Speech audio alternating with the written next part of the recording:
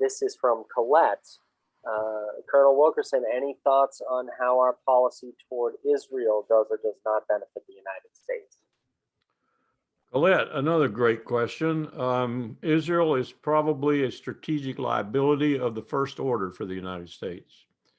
I'm hoping that getting rid of Netanyahu and at the same time getting rid of Kushner and Pompeo and Trump will alleviate the situation to the extent that we'll get a government in Israel, maybe, that will see how dangerous its future. I said the other day, Israel will not be a state in 20 years. It'll be gone. It certainly will not be a democracy. It'll be an apartheid state, and the world will just reject it, as they did South Africa. But I'm now saying it probably won't be a state. It'll be gone. Go back and read the report of the Joint Chiefs of Staff when Truman was trying to decide whether or not to recognize Israel in 1947-48 and what to do about U.S. policy.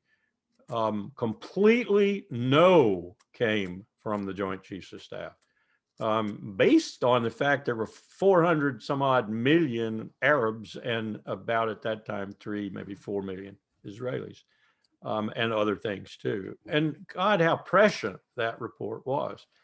Well, it's come true. They are a strategic liability now. The only strategic positive with regard to Israel is our relationship. That is to say, there are a lot of American Jews and there are a lot of connections with Israel. That's the only positive aspect to our relationship. Everything else is negative.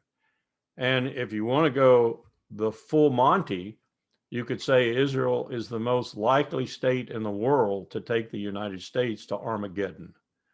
And I could paint you all sorts of ways we would do that and the ways we would get there. One would be the fact that for 40 plus years, the military said, don't ever tell us to put a base in Israel. Don't ever tell us that. We will not comply.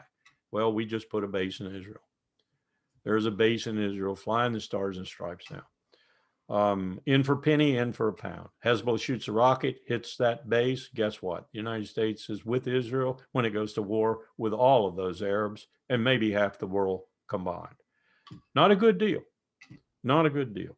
So yes, Israel, I think, needs to be reined in, and it needs to be told in no uncertain terms, you will change, and you will change swiftly and effectively, or you can count your sugar daddy gone.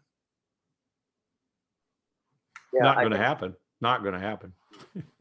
Yeah, but we do have that leverage if we were willing to use it, but it takes political courage to do so. After the first Gulf War, I watched H.W. Bush and Jim Baker use the leverage gained in that war. You know, we restrained Israel. We put people over there and said, you will not respond to that Scud missile that they just hit outside Tel Aviv that Saddam Hussein shot at them. Because we knew the whole coalition would fall apart if Israel joined the war. That's how they are a strategic liability, big time. If we're not willing to use the leverage that we have, like H.W. Bush did at that time, to bring about Oslo,